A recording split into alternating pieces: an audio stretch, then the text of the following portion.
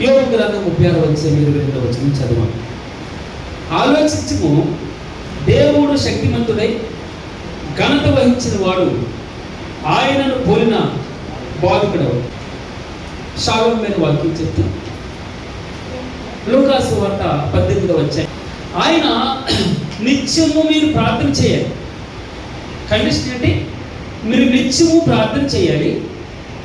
అయితే దానికోసం భగవంతుడు ఒక ఉపమానాన్ని చెప్పాడు.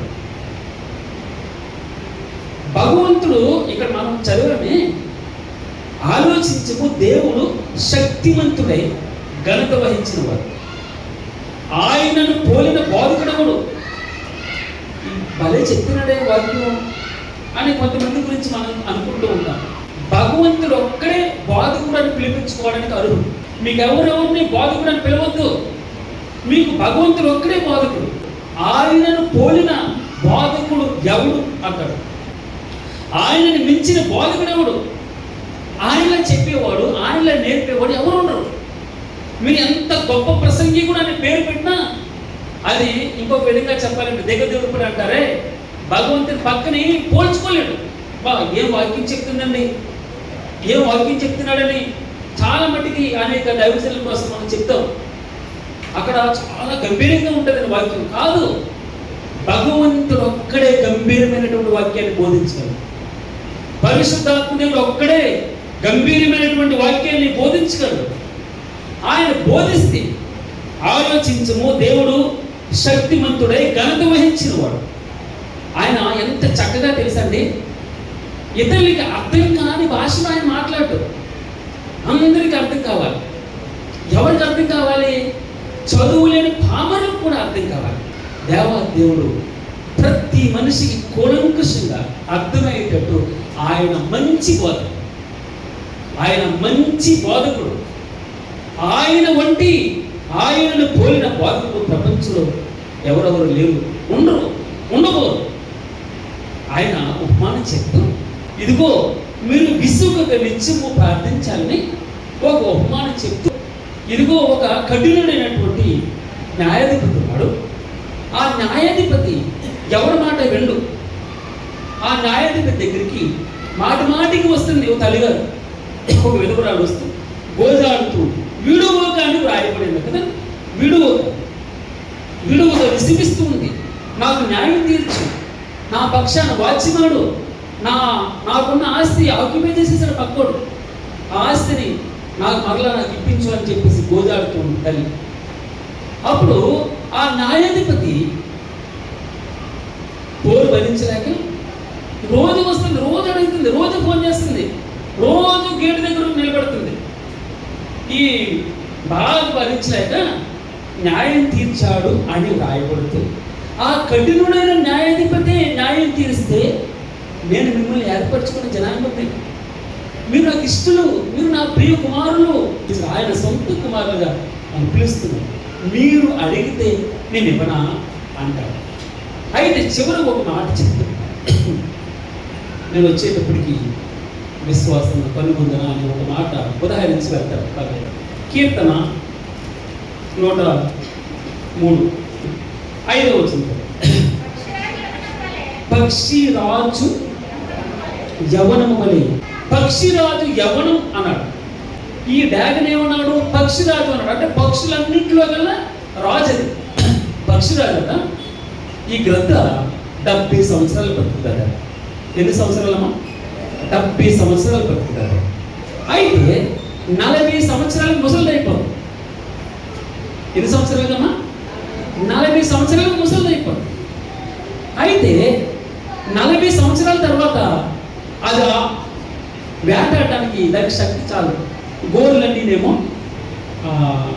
వాడి తగ్గిపోతుంది, బలహీనం అయిపోతే, వెంట్రుకలు శరీరానికి అతుక్కుపోతాయి, ముక్కు వంకరగా తిరిగిపోయి లేదా మెత్తగా అయిపోతుంది. వంకరగా తిరిగిపోయి మెత్తగా అయిపోతుంది. ఇంక వేటాడడానికి 40 సంవత్సరాల తర్వాత ఇంక దానికి శక్తి ఉంది. ఆ క్రమంలో రెండు చేయాలి. ఒకటి, చచ్చిపోవాలి, ఆహారం దొరకదు, చనిపోవాలి. లేదా ఒక అద్భుతమైనటువంటి ప్రక్రియ ఉంటుంది ఈ సృష్టిలో. భగవంతుడు బోధించేటటువంటి బోధన. పక్షిరాజు యవనమని, నీ యవనం కొత్తదా. 40 సంవత్సరాలు బ్రతికింది, 40 సంవత్సరాలు రాజుగా ఉండి రాజాగా బ్రతికింది, చచ్చిపోవడానికి సిద్ధంగా ఉంది. చచ్చిపోవాలి, అయితే చచ్చిపోవాలి లేదా తను మార్పు చెందాలి. ఇక్కడ జరిగితే రసాయనిక ఈ గ్రద్ద ఆకాశం పైనే ఎగురుతుందట. ఎక్కడ ఎగురుతుంది తెలుసామా?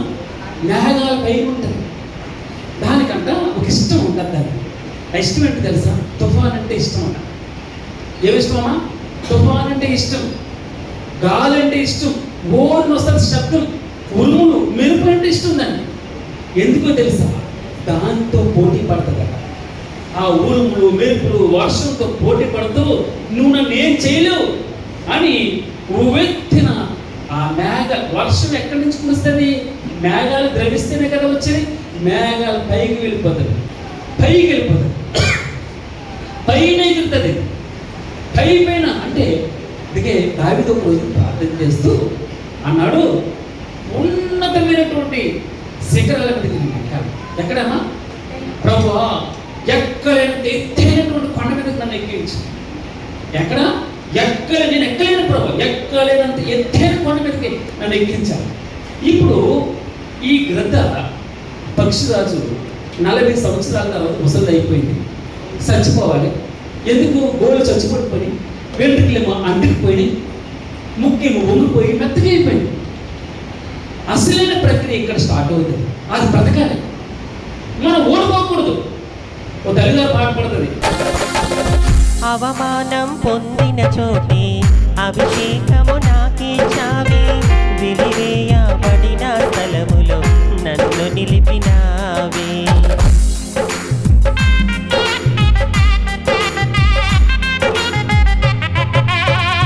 అవమానం పొందిన చోటే అభిషేకము నాకిచ్చావే, వెలివేయబడిన స్థలములో నన్ను నిలిపినావే. ఖ్యాతినిచ్చి ఘనతనిచ్చి మంచి పేరు నాకిచ్చావే, ఖ్యాతినిచ్చి ఘనతనిచ్చి మంచి పేరు నాకిచ్చావే. శాశ్వతమైన కృపతో నన్ను నడుపుతున్నావే, శాశ్వతమైన కృపతో నన్ను నడుపుతున్నావే. నేను ఓడిపోనయా నా పక్షానుండగా, నేను కృంగిపోనయా నీవు నాతో నుండగా. నేను ఓడిపోనయా నా పక్షానుండగా, నేను కృంగిపోనయా నీవు నాతో నుండగా. నేను ఏడ్చిన చోటని మనసారా నవ్వెనా, నేను ఏడ్చిన చోటని మనసారా నవ్వెనా. నేను పడిన చోటని ప్రభు కొరకై నిలిచెనా, నేను పడిన చోటని ప్రభు కొరకై నిలిచెనా. నేను ఓడిపోనయా, నేను కృంగిపోనయా నీవు నాతో నుండగా. నేను ఓడిపోనయా. అవమానం రావచ్చు, ఇబ్బంది రావచ్చు, కష్టం రావచ్చు, అయిపోయింది, ఇటు పని అయిపోయిందిరా అంటారు జనాలు. అక్కడే ఎక్కడ పడిపోయినా అక్కడే లేపేస్తారు మనల్ని. ఎక్కడి నుంచి పెంట కుప్పల నుంచి భగవంతుడు లేపడానికి ఇష్టపడతాడు. అయిపోయింది వీడికి బ్రతుకు, ఇక అయిపోయింది. మనం కూడా కురుకుపోతాం ఒక్కొక్కసారి. మన బ్రతుకు అయిపోయింది, నా పని అయిపోయింది, ఇంకా లేవలేను, నేను కూర్చోలేను, నాకు ఏ మందులు పనిచేయాలి. ఈ రోజున మనుషుల్లా మాట్లాడారు. ఆయన ఎంత ఘోరపాపి, ఎంత దారుణమైన పడిపోయిన స్థితి అండి, తృచ్ఛమైన స్థితి. గోళ్ళన్నీ బెండ్ అయిపోయి షార్ప్గా లేవు, ఎండ్రుకలన్నీ బరువు అయిపోతున్నాయి, అంటికిపోయాయి, ముఖ్యంగా బెండ్ అయిపోయింది, మెత్తగా అయిపోయింది. భగవంతుడు ఒక అద్భుతమైన ప్రక్రియలోకి నడిపిస్తున్నాడు. ఒక పోరాటం. ఇప్పుడు ఆ పోరాటం 150 రోజులటమా. ఇది సృష్టిలో జరిగే రహస్యం. నీవు నేను భగవంతుని దగ్గర నేర్చుకోవాలని భగవంతుడు చెప్పేది మాట ఇది. ఆయన బోధిస్తున్నాడు. ఏం బోధిస్తున్నాడు? రోమీయులకు రాసిన పత్రిక 1వ అధ్యాయం 20వ వచనంలో ఉంటుంది. ఇదిగో మీరు సృష్టిని చూడండి, నా యొక్క గొప్పతనాన్ని మీకు కనబడుతుంది. ఈ సృష్టిలో జరిగిన ప్రతి వస్తువును ఆలోచించడం ద్వారా నా యొక్క గొప్పతనం, నా మహిమ, నా శక్తి తల్లిగారు చెప్తే విశ్వాసం సన్నగిల్లకూడదు. విశ్వాసం సన్నగిల్లకూడదంటే సూత్రం ఒకటే. ఆయన నీ సమస్య ఎంత పెద్దదో కాదు, నీ సమస్యను పక్కన పెట్టి ఎంత పెద్ద దేవుడో, నీ సమస్య కంటే పెద్ద దేవుడు, అన్నిటికంటే శ్రేష్ఠుడు. అన్ని సమస్యల్ని ఆయన యేసు నామం ఒకటేనండి. యేసు నామ ఉచ్చరణ అన్ని సమస్యలకి ఆన్సర్, జవాబు అది. భగవంతుడు ఆ ప్రక్రియలో ఆ గ్రంథం నడిపిస్తూ ఎత్తైన కొండ మీదకి వెళ్తాడట. ఎత్తుగా వెళ్ళిపోద్ది, ఎవరికి కనబడదు, ఒంటరిగా వెళ్ళిపోద్ది. ఒక భక్తులు చెప్తారు ఇలాగ, నువ్వు ఒంటరిగా దొరకాలి దేవునికి. శిల్పి ఆ శిల్పి చేతిలో ఒంటరిగా దొరుకుతుంది, నలకి కొడుతుంది, కొడతాడు ఉలితో, దెబ్బలు తింటూ ఉంటుంది. ఆ ఉలి దెబ్బలకి చాలా ఓర్చుకుంటుంది. ఓర్చుకుని కొట్టి వద్దు ఉలి, ఓ శిల్పకారుడు నన్ను కొట్టొద్దు అంటే ఆ శిల్పి ఆ చేతిలో అమరకపోతే దానికి రూపం రాదు. ఆ శిల్పి చేతిలో ఏ విధంగా శిల ఇమిడిపోతుందో నువ్వు దొరకాలి దేవునికి ఒంటరిగా. నేను ఒంటరిగా దొరకాలి దేవునికి, ఒంటరిగా దొరకాలి. వ్యక్తిగత ప్రార్థన ఇదే మనల్ని చాలా మట్టికి అపోస్తలుల పౌలు నలగొట్టుకున్నాను ప్రభు, నలగొట్టుకున్నాను. ఉపవాసాలతో జాగరణలతో అనలేదు. ఇంత గొప్ప దేవిస్తుడే అన్నం లేకపోవడం ఏంటి, ఉపవాసం ఉండడం ఏంటి, జాగరణ ఏంటి, ఎవడో కొద్దిగా అన్నం పెట్టడా. భగవంతుడు ఒక అద్భుతమైన ప్రక్రియలోకి ఆ గ్రంథాన్ని పైకి తీసుకెళ్ళాడు. ఎత్తైన కొండ మీదకి వెళ్ళిపోయింది. ఆ కొండ మీద మొట్టమొదట తన ముక్కుని షార్ప్గా చేసుకుంటుంది. 150 రోజుల ప్రక్రియ ముక్కుతో తన ముక్కుని, వంకరైన ముక్కుని, మెత్తగా అయిపోయిన ముక్కుని రాడుతో కొట్టుకుంటా ఉంటుంది. రాడు మీద కొడుతుంది. ముక్కుని ఇలాగంటేనే మనకి ఇలాగనండి తుమ్ములు వచ్చేస్తే, లేకపోతే పెయిన్ వస్తుంది. ఆ ముక్కు దూలం అంటారు లోపల, దానికి ముక్కు దూలం వేస్తారు. దేనికి ఎంత రోంగని ఎత్తైనా సరే ఆ ముక్కు దూలం తాడు పెట్టి లాగితే అక్కడ ఆగిపోవలసిందే. ఎత్తు ఏమైనా గుర్రమైనా ఇంకోటైనా ముక్కు దూలం అంటే చాలా సెన్సిటివ్గా ఉంటుంది. ఆ ముక్కుని ఆ రాడు మీద పెట్టుకుని కొట్టి 15 రోజులు కొట్టుకుంటుంది అంట. ముక్కుని ఎరగొట్టుకుని ఆ ముక్కుని రాపుతుంది. మీరు పైలింగ్ ఉంటుంది, మీకు తెలుసో తెలియదు, మెకానికల్ ఇంజనీర్స్ పైలింగ్ అంటే ఆ పైలతో రాపడాడిస్తే షైన్ అయిపోతుంది. అలాగ రాసి కొట్టుకుని ఆ ముక్కు అనగా నోరు షార్ప్ అయిపోతుంది. ఏ విధంగా తల్లి గర్భంలో నుంచి వచ్చిందో ఆ విధంగా షార్ప్గా అయిపోతుంది. మొట్టమొదటి ప్రక్రియ. రెండవ ప్రక్రియ అదే ముక్కుతోటి ఇప్పుడు గోళ్ళు ఏమైంది, గోళ్ళు మెత్తగా అయిపోయింది, షార్ప్ లేదు, ఇప్పుడు వేటాడడానికి శక్తి లేదు. ఇప్పుడు ఏం చేసింది, ఆ షార్ప్ అయినటువంటి ముక్కుతో ఆ గోళ్ళని, అమ్మ మీరు ఎప్పుడైనా గోళ్ళు ఇలాగ అనుకుంటారు, నోటితో అనుకుంటూ ఉంటారు చాలా మంది. నోటితో కాదని చెప్పి నోటితో అక్కడ చాలా మంది చేతితో అనుకుంటే, ఒకసారి నేను కూడా ఇలాగ అనుకుంటే లోపలికి వెళ్ళిపోతే బ్లీడింగ్ వచ్చేస్తాను. అనగా తన ముక్కుతో ఆ షార్ప్గా నేను ఆ గోళ్ళని లాగేసుకుంటా ఉంటుంది. 15 రోజులు లాక్కుంటుందంట గోళ్ళని. అర్థమవుతామా? రియల్గా జరిగేటటువంటి ప్రక్రియ. ఆ గోళ్ళన్నీ ముక్కుతో లాగేసుకుంటా ఉంటుంది. మీకు ఒక విషయం తెలుసామా? మన పళ్ళు చిన్నప్పుడు భలే విచిత్రంగా ఉంటుంది. పాదంతాలు అంటారు, పళ్ళు అంటుంది. పళ్ళు ఊడిపోయిన వాళ్ళు ఎవరు ఉన్నారు అక్కడ? ఉన్నారమ్మా? పళ్ళు ఊడిపోయినారు. Praise happy birthday. అది కాదు కనబడుతుందా? 2 పళ్ళు లేవు. ఎంత సంతోషంగా ఉంటుందో. అలా అమ్మగా పళ్ళు ఊడిపోయి, మా అమ్మకి ఎందుకు రేపు పొద్దున్న పళ్ళు వస్తాయి, నాకు పళ్ళు ఉండి నేను మళ్ళీ పట్టుకు పెట్టుకున్నాను. మొన్న 4 పళ్ళు ఊడిపోయిన పళ్ళు కట్టుకోవాల్సి వచ్చింది. అంటే భగవంతుని యొక్క సృష్టిలో ఒక అద్భుతం. ఊడిపోయిన పళ్ళు మళ్ళీ కొత్తగా వస్తాయి. లాగేసుకున్న గోరులు మరలా మొలుస్తున్నాయి. దేవునామమునకు స్తోత్రం, హల్లెలూయా. ఆ ముక్కుతో, కొత్త ముక్కుతో ఆ గోళ్ళు లాగేసుకుంటారు, మొత్తం లాగేసుకుంటారు. ఆ గోళ్ళు మొత్తం లాగేసుకుని కొత్త గుళ్ళు వచ్చినాయి. ఇప్పుడు 3వ ప్రక్రియలోకి వెళ్తున్నాం. బరువు అయిపోయి ఎగరలేకపోతుంటే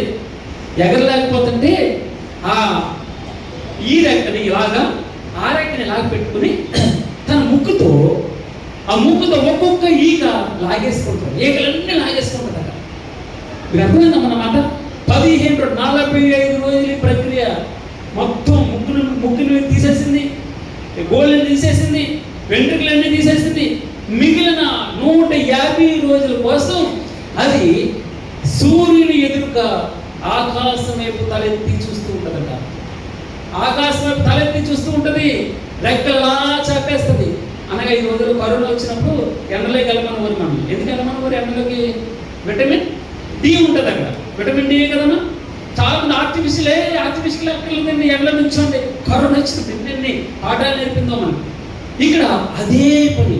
నీతి సూర్యుడు, ఆయన నీతి సూర్యుని యొక్క కాంతి, ఆ కాంతి ఆరోగ్యాన్ని ఇస్తుంది. హల్లెలూయా.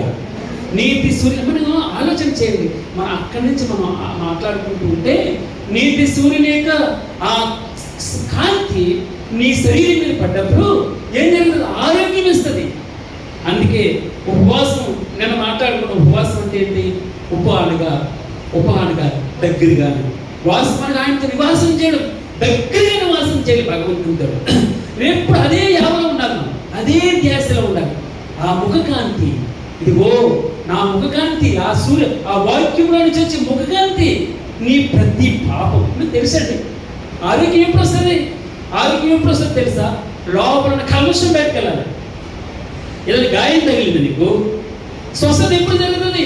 ఆ గాయాన్ని ఏం చేస్తారంటే శుభ్రంగా పిండుతారు. పిండడం అంటే బయటికి గింటేస్తారు. అసహ్యమైనది బయటికి గింటి వేస్తారు. బయటికి గింటేసి అప్పుడు ప్యూరిఫై చేస్తారు. ఇది ఆ వాక్యం అనే ముఖకాంతిలో, ఆ ముఖకాంతిలో మన రహస్య పాపాలు కనబడుతుంటాయి. ఇది అసహ్యమైనది, అపరిశుద్ధత మొత్తం బయటకు ఎత్తుకోవాలి. అప్పుడు నీకు ఆరోగ్యం వస్తుంది. ఆ నీతి సూర్యుని యొక్క రెక్కల క్రింద ఆ సూర్యరశ్మి అనగా ఆ 2 చేతులు 2 రెక్కలు చాచేసి మొత్తం అంతా అలాగ మీరు సుమారు 150 రోజులు ఎన్ని ప్రక్రియలు జరిగినాయి. ఒకటి ముక్కు ఎరగొట్టుకుంది, ఒకటేమో గోళ్ళు తీసేసుకుంది, 3 వెంట్రుకలన్నీ పెరిగిస్తుంది. ఇప్పుడు మళ్ళీ కొత్తగా వస్తుంది. పక్షిరాజు యవనం వలె నీ యవనం కొరతదగుచున్నట్లు ఇదిగో జయించేవాడికి జీవవృక్ష ఫలానికి ఇస్తాను అన్నాడు. దాని అర్థం ఏంటి తెలుసా? ఇది అంట ఇప్పుడు నూతనంగా రెక్కలు వచ్చినాయి, నూతనంగా గోళ్ళు వచ్చినాయి, నూతనంగా ముక్కు వచ్చింది. ఇప్పుడు వేటాడతారు మీరు చూడండి. ఎప్పుడైనా గ్రద్దని చూస్తే విమానం వచ్చినట్టు ఇలాగ అంటది. మీరు ఎప్పుడైనా చూసారో ఇలాగ అంటారా? ఎప్పుడైనా ఇలా వచ్చి పడిపోతుంది. పాడటం పట్టిందని పట్టుకుని వెళ్ళిపోతుంది, లేడులు పట్టుకుని వెళ్ళిపోతుంది, పెద్ద గుండెల్ని పట్టుకుని వెళ్ళిపోతుంది. దానికి డబుల్ రెట్లు ఉన్నా కూడా అక్కడి నుంచి అంట మనకంటే 8 రెట్లు ఎక్కువ దానికి ఆ షార్ప్గా ఉంటుందట. మీరు భగవంతుడు దేవుని దృష్టిలో ఈ పక్షిరాజుని చెప్తూ దాన్ని చూసి నేర్చుకో అన్నాడు. రోమిలకు రాసిన పత్రిక 8:1-20 ఏమని చూసాం మనం? ఇదిగో ఆయన మహత్యం చూడాలంటే, ఆయన అద్భుతం చూడాలంటే, ఆయన బలం చూడాలంటే, ఆయన శక్తిని చూడాలంటే పక్కనున్న వస్తువులు ఉన్నాయి. ఇక్కడ ఈ మైకుని చూడండి, దాని అర్థం అది. ఇదిగో అక్కడ ఫ్యాన్ అని చూడండి, ఎలా తిరుగుతుంది ఫ్యాను? దాంట్లో స్టార్టర్ ఉండడం ఏంటి, రోటర్ ఉండడం ఏంటి, ఇదిగో ఎలక్ట్రికల్ కరెంట్ దాంట్లోకి రావడం ఏంటి, ఎలక్ట్రికల్ ఎనర్జీ మెకానికల్ ఎనర్జీ కింద రావడం ఏంటి, అది నీకు గాలి ఇవ్వడం ఏంటి. చూడండి చుట్టుపక్కల చూడు, వస్తువులను చూడు, చెట్లను చూడు, పొట్లను చూడు, కార్లను చూడు, మోటార్లను చూడు, పక్కన ఉన్న మనుషులు ఉన్న సెల్ ఫోన్ చూడు. ఆయన అదృశ్య లక్షణములు అనగా ఆయన నిత్య శక్తియు దేవత్వమును జగదుత్పత్తి మొదలుకొని సృష్టింపబడిన వస్తువులను ఆలోచించడం ద్వారా మా దేవుని మహిమపరచాలంటే ఇదిగో చుట్టుపక్కల ఉన్న వస్తువులు చూడండి, చెట్లు చూడండి, చేపలు చూడండి. ఆయన జగదుత్పత్తి మొదలుకొని సృష్టించమని వస్తువును ఆలోచించడం ద్వారా భగవంతుని యొక్క శక్తి. నీ సమస్య ఎంత పెద్దదైనా నువ్వు భయపడదు. నీ బాధ ఎంత, నీ బలహీనత ఎంత ఉన్నా, నీ అనారోగ్యం ఎంత, బలహీన ఎంత ఉన్నా కూడా మనం భయపడదు. ఎందుకు తెలుసా? భగవంతుడు పెద్ద దేవుడు మనకు కలిగాడు. ఆ దేవదేవుని యొక్క శక్తి మహాశక్తి అందుకన్నాడు కదా, దేవుడు శక్తిమంతుడే, ఘనత వహించిన వాడు. ఆయన బోధిస్తూ ఉంటే నీకు బోధపడాలి, వినాలి, వినేవాడు ఆయన. అందుకే ఉన్నాడు, చెవిగలవాడు వినుడు కాక, చెవులు రిక్కించి వినాలి, లోపలికి తీసుకెళ్ళాలి. భగవంతుని మీద విశ్వాసం, వినుడు వలన విశ్వాసం వలన ఏమన్నా వినుడు వలన విశ్వాసం కలుగును, వినుట క్రీస్తు మాట వలన కలుగుతూ ఉంటుంది. అది పైకి వెళ్ళిపోయింది, రూపాంతరం చెందిన తర్వాత ఇప్పుడు అది ఎక్కడ తెలుసా? గూడు కడతాదట. ఆ గూడట కొండ కొండల మీద ఎత్తు శిఖరాల మీద కడతాదట. ఈగల యొక్క గూడు బరువు అంట 3 టన్నులు ఉంటుందట. 3 టన్నులు. టన్ను అంటే 1000 కేజీలు. 3000 కేజీలు ఉంటుంది. 3000 కేజీలు ఆ బరువు ఎక్కడి నుంచి పట్టుకెళ్ళండి అదట. దానికి గుడ్లు పెట్టడానికి చాలా పెద్దగా అది నెక్స్ట్ అంటాం కదా మనం, గూడు పెడుతుంది అనమాట. ఆ గూడులో కింద ముళ్ళు ఉంటాయి. కింద ఎందుకు ముళ్ళు పెట్టావు ప్రభు అంటే భగవంతుడు ద్వితీయోపదేశకాండం 30 మనం రాస్తారు. ఇదిగో పక్షిరాజు తన గూడు రేపి ఏం చేస్తున్నాడమ్మా? పక్షిరాజు తన గూడు రేపి తన పిల్లల్ని అల్లాడించినట్లు భుజాల మీద ఎక్కించి తీసుకెళ్తాడు. ఎందుకు గూడు రేపేస్తుంది? ఈ గూడులో కిందంత పెద్ద ముళ్ళు ఉంటాయి, పైన స్మూత్గా పెద్ద ముళ్ళు చిన్న ముళ్ళు పైన స్మూత్గా అమర్చి పెడుతుంది. నేను రూపాస్ వాక్యం చెప్పాను, నీకు శ్రమ వచ్చింది, కష్టం వచ్చింది, నా ఇంటికే బాధ, నా ఇంటికే కష్టమా, నాకే రోగమా, నాకే ఇబ్బందా, నాకే అబ్బ, నాకే ఈ సిచ్యువేషన్ నువ్వు అనుకుంటూ ఉండొచ్చు.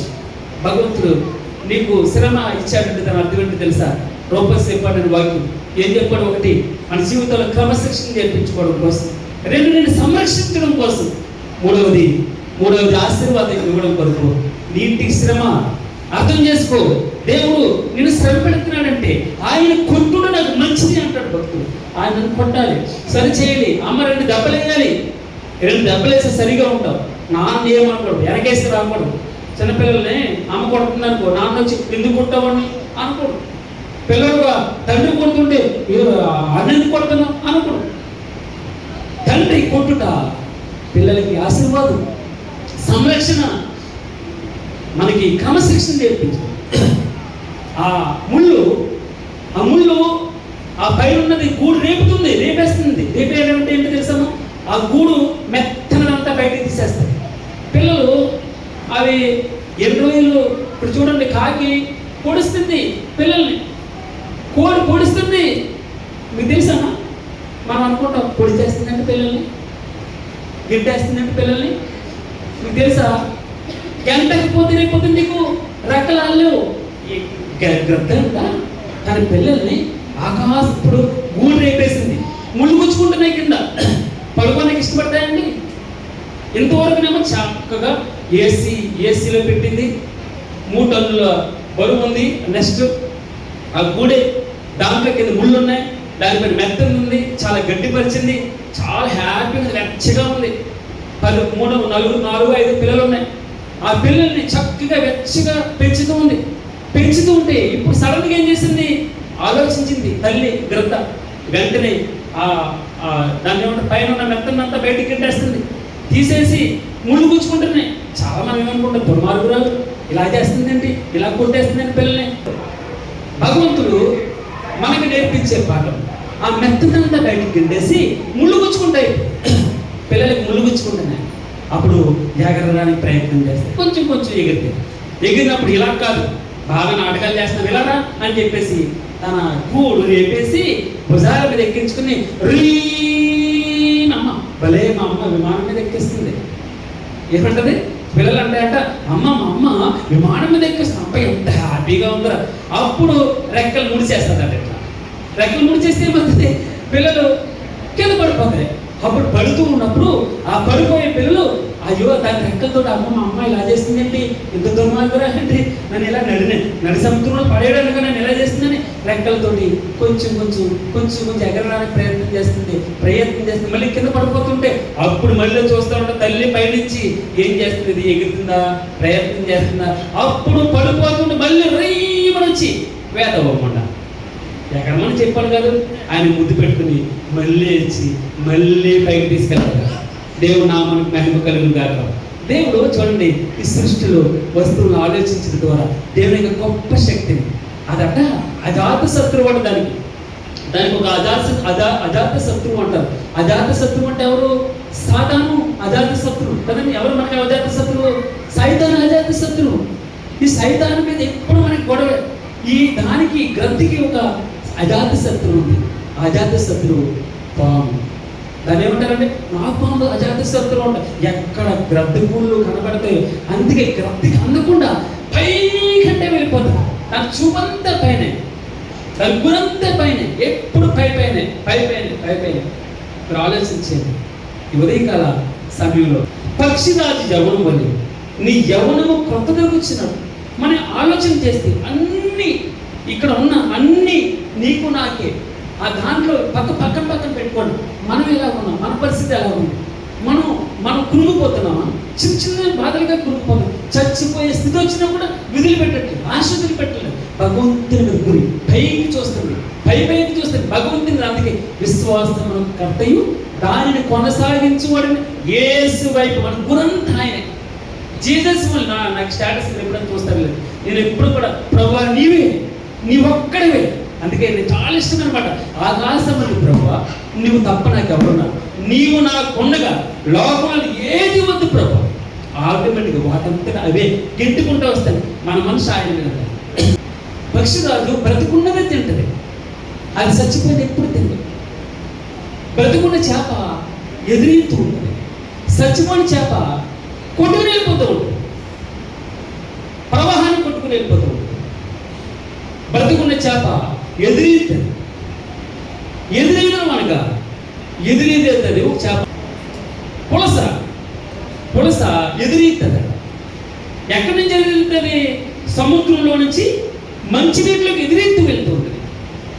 మీకు తెలుసని కేజీ 800-900 ఉంటుంది. మీరు పులస తిని చూడండి చెప్పండి.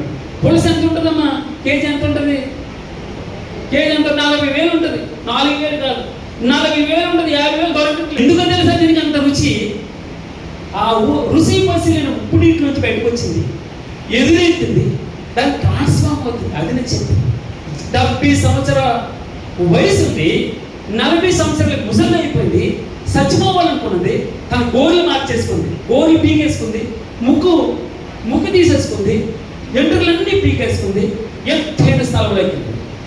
అదట ఎప్పుడు జీవం కలిగింది తింటదట. అందుకే నేను వాక్యం మనం ధ్యానం చేస్తాం. ఇదిగో మీరు జీవవృక్ష ఫలాలు. ఓ ఎఫెసు సంఘమా, నా మట్టికి నాకే చెప్తాడు. ఓ ఎఫెసు సంఘమా, చాలా గొప్ప సంగతులు మీలో ఉన్నాయి. నాకు తెలుసు, నేను ద్వేషించేదాన్ని ఏ విధంగా ఫినెహాసు ద్వేషించాడో అట్టి విధంగా నేను కూడా ద్వేషిస్తున్నాను. ఆ నికోలాయితుల బోధ, సంఘాన్ని చెరిపే బోధ నువ్వు అసహించుకుంటున్నావు, నీవు ద్వేషిస్తున్నావు. గొప్ప సంగతి నీకుంది, అన్ని బాగానే చేస్తున్నావు, అద్భుతమైన ప్రేమను కనపరుచావు. అయితే ఒక తప్పు నీ మీద మోపుతున్నాను. మొదటి ప్రేమ వదిలిపెట్టేస్తాను. మొదట బాప్తిసం తీసుకునే సమయంలో ఏ విధంగా ప్రభువా నీతో అంటి పెట్టుకున్నావో, ఏ విధంగా ప్రార్థన చేస్తాను, నేను కంటిన్యూగా ప్రార్థన చేస్తాను, కంటిన్యూగా బైబిల్ చదువుతాను, కంటిన్యూగా మేలైనది చేయడానికి పాపం చేయను ప్రభువా, నేను దుఃఖపరచును, ఆయాసపరచును. ఎంతగా తృష్టమైన జీవితం తండ్రి, పాపంలో పడతాను, కొంపలో ఉన్నాను, అలవాట్ల నుంచి బయటకు రాలేకపోయి ఎన్నోసార్లు తండ్రి నేను మోసం చేశాను, బ్రతికను. ఈ రోజున తండ్రి నాయనా నీ రక్తంలో కడగబడ్డాను, సొంత రక్షకుడుగా నేను అంగీకరించాను, నీతో పాటు పాతి పెట్టబడ్డాను తండ్రి, నీతో పాటు లేపబడుతున్నాను.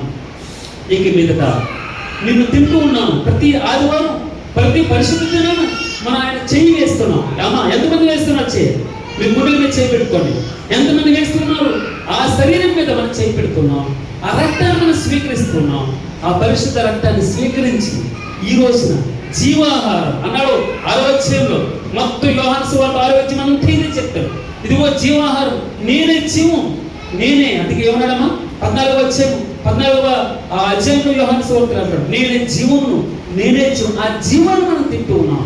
అందుకే ఆ జీవాన్ని మనం తినేటప్పుడు ఇదిగో జీవవృక్ష ఫలం ఆ రోజున చక్కగా 2 ఉన్నాయి.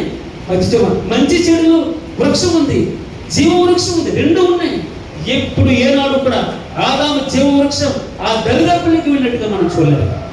ఎప్పుడు ఒకే వృక్షం దగ్గరకు వచ్చాడు, మంచి చెడుల వృక్షం దగ్గరకు వచ్చాడు, ఆ చుట్టూరుగా తిరిగినట్టుగా మనం గమనిస్తున్నాం. జీవవృక్ష ఫలాలు ఇచ్చే ఆ ఫలాన్ని అసలైన దాన్ని మర్చిపోయారు.